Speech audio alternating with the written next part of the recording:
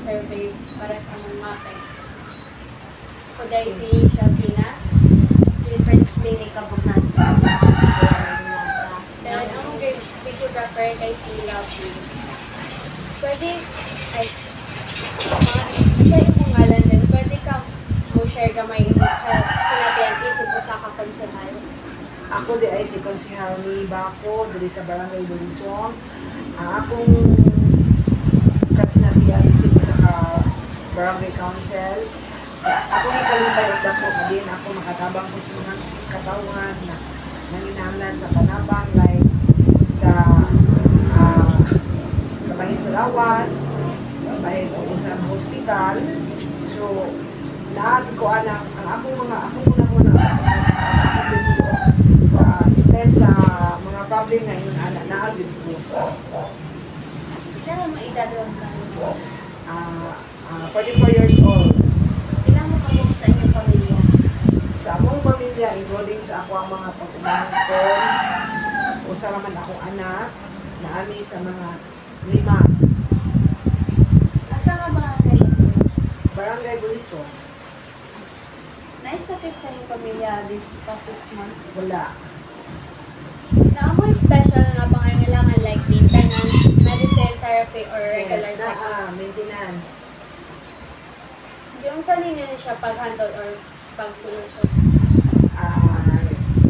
Karon sa pagkakaroon, ang atong pag-gobyerno, adunay libre nga tambal sa mga high blood, sa mga diabetes. Bisag unsa nga sakit, basta available ra ato ang sentro. So pwede na to na siya maabil sa pagkakaroon ang mga tambal nga gihatag sa ato ang pag-gobyerno. Kapila nga beses mo mag-ehersisyo? Depende sa oras kung na ako available o dili ko busy sa ako ang trabaho. Isa lang na kayo na ehersisyo niyo. Laban, walking, or dili lang sa balay. Regarding o Wala. Yung sa ninyo pagpili ang pagkainin mo sa pagkakaan? Ako nang ibili ang pagkaon ako sa matag adlaw. Ako lang mga simple na pagkaon, hindi ako nagula. Naaba mo gigamit ng herbal o alternative na gamot? Naa. Anong klase?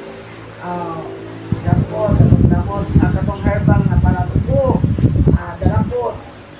So, kung na siya laban nga madali na to o inom na herbal. Asa may healthcare facility mo nalagamitan magpa-check up? Naman, kay Dr. Liris ako ang bunso. Sa kaya hospital sa inyong balay? Ang gilayon sa kaning na sa Tondong sa klinika ni o ang hospital mudagan din siya og mga 5 I don't know kung pila ka kilometers man yung bais. Namoy problema sa pag-adto sa hospital tungkol sa gastos? Siyempre, ang problema jud kay gasto naman na pag-ato sa hospital. Need na jud ka umani. Sa anak nakadiyang napita. Abot kaya ko ba ang bayad sa mga servisyo? Oo. Okay. Hindi ko ba nagdato sa galing sa mga health worker doon? Oo. Gaano po katagalan kung hinintay bago kayo mag-asip? Kung ano ka, kung ari ka diri sa ato ang sa panggobyerno nga hospital, di jud ka madali og asikaso kay daghan kayo sa pasyente nga mas kauna pa nimo nga mas kinahanglan jud nga madali ang ilahang pag-asikaso like ato mga disgrasya, huwag na siya yung unang nga ma-priority. Like kung ari ka diri sa private hospital, tungod kay mo man binayran sila, binayran ang doktor, binayran ang mga nurse, binayran ang imong punduhan, so ma-priority jud ka o pag-assist. Intento mo ba kayo sa kabuang sulit nila? Siyempre. Sa inyong pagtanaw, kung sa ang mga kulang na paminahanglan sa pagkukupiri sa ating komunidad? Ang kakulang na diri sa kahimsog sa ato ang komunidad, like kanang sa pagkakaroon dito, ang ato ang mga pagkaon dili na kayo healthy.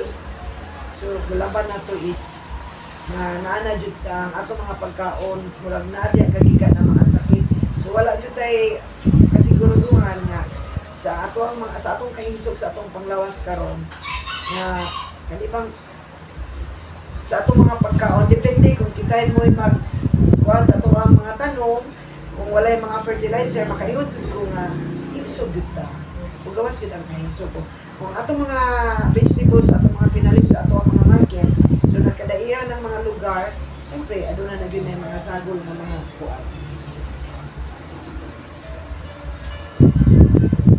Para nimo, unsa ka importante ang regular nga pag-ehersisyo pagkaon ug sakto? Ang regular exercise importante na sa imong health dayon kanang imong pagkaon importante po na regular sa imong pagkaon sa imong lawas kay ug dili po regular ang imong kaon anak ka diya magikan magkasakit. Ano lang kay mga programa ang iyong barangay o eskwelahan sa promote sa healthy lifestyle and physical activity? Oo, sa pagkakaroon ano na may programa nga gihimo para sa katong sa idol ko si nanay o kato para sa mga bata nga malnourished gani. So muna sa pagkakaroon muna amo ang activity nga amo nahimo pa this month. So idol ko gasugod mi atong John idol ko si nanay o katong para sa malnourished program para sa mga bata katong malnourished. Kanang idols ko si nanay katong para sa mga buntis. Mao na siya katong mga gagmay gani kayo. Katong gagmay kay mga mama so muna among gikuan no. Activity sa barangay. Sa ba pa rin ika-suggest na buhaton sa barangay aron mas daghan ang mahimo aktibo o hinsog? Atong i-challenge ang mga ginikanan na ang ilang mga anak pakadon og mga insaktong nga pagkaon like mga gulay para ang ilang mga anak dili magkasakit karong hinsobra gani. So dili pakadon atong mga pagkaon nga mga instant nga pagkaon like mga hotdog unsa diya anak. So dili gyud na siya mga hinsog nga pagkaon. Kung gisgutan nato ang hinsog nga mga pagkaon kanang mga gulay. Okay na siya. Sa man imong ikatambak sa mga kabatan-unan aron sila mahimo mas maksod aktibo? Ako na dyan ikatambag sa mga kabatanunan para himso o aktibo nga matulog og sayo, mukaon o mga kanon nga pagkaon. Para always sa dyan mo himso nga kamong mga kabatanunan, di mo magsigdulang cellphone. Daghang salamat sa imong oras o pag-cooperate sa among mga kaining tabang sa among mga sa interview, naka-realize ko nga kabalo ang mga tao na importante ang ehersisyo o healthy nga pagkaon. Pero usahay walay oras o ganam. Simple ra nga makatabang sa lawas, sama sa kalang-malakaw o pagkaon o gulay. Kaya sa among mga katubag, makita nga kulang pa og suporta ang barangay. Mas maayo na by health programs aron daghan ang manibong aktibo